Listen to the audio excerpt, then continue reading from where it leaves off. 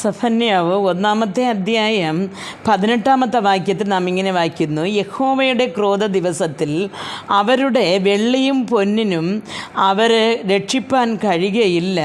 സർവഭൂമിയും അവൻ്റെ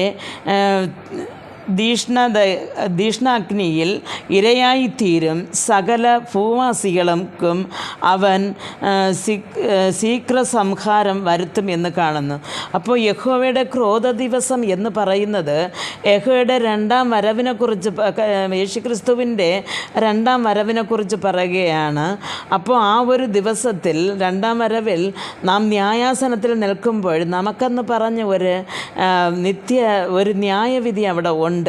അത് ആ ഒരു ന്യായവിധിയിൽ നാം നരകത്തിൽ പോവും, അല്ലെങ്കിൽ സ്വർഗത്തിൽ പോവും. ആ ന്യായവിധി സമയത്തിൽ ഒരിക്കലും നമ്മുടെ ഈ ലോകത്തിലുള്ള പൊന്നോ വെള്ളിയോ സമ്പത്തോ ഒന്നും നമ്മെ രക്ഷിക്കയില്ല എന്ന് സഫന്യ പറയുകയാണ്. അപ്പോൾ നാം ഈ ലോകത്തിൽ ജീവിക്കുന്ന മനുഷ്യൻ വരുവാനുള്ള, ലോകത്തിൽ നമുക്ക് കിട്ടുവാനുള്ള വലിയ മേന്മയെ മറന്നിട്ട്, അപ്പോൾ ഇവിടെയാണെങ്കിൽ തനിക്ക് എങ്ങനെ അടുത്തവരെക്കാളും ഒരു മേന്മയായ ഒരു രീതിയിലിരിക്കാം, കുറേ കൂടെ സമ്പത്ത് എങ്ങനെ ശേഖരിക്കാം എന്നുള്ള ആ ഒരു നെട്ടോട്ടത്തിലാണ് ഓരോ മനുഷ്യരും ഈ കാലഘട്ടത്തിൽ.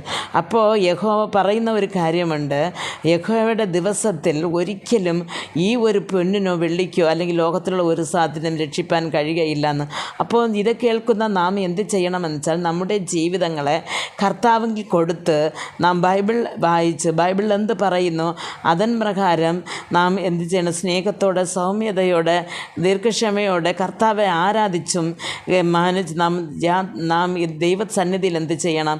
ഉറച്ചു നിൽക്കണമെന്ന് വചനം പറയുന്നു. പ്രിയ ദൈവമക്കളെ, അതുകൊണ്ട് ആ ഒരു ക്രോധ ദിവസത്തിന് വേണ്ടി വെച്ചിരിക്കുന്ന ആ ഒരു നിത്യ അഗ്നിയിൽ നാം പങ്കടയാതെ സ്വർഗരാജ്യത്തിൽ പോകണമെങ്കിൽ ദൈവനീതി, ദൈവന്യായം ഏത് എന്ന് അറിഞ്ഞ് നാം ജീവിക്കണം. എങ്ങനെയെങ്കിലും സമ്പാദ്യം ചേർക്കണമെന്നുള്ള ആ ഒരു മനസ്സിനെ നാം എന്ത് ചെയ്യണം? വിട്ടുകളയണം. അങ്ങനെ ഓരോരുത്തരും യഹോവയെങ്കിലേക്ക് തിരിച്ചു വന്ന് കർത്താവിൽ തന്നെ ആശ്രയിച്ച് ജീവിപ്പാൻ ഓരോരുത്തർക്കും ദൈവം കൃപ നൽകട്ടെ എന്ന് പ്രാർത്ഥിക്കുന്നു. ആമേൻ.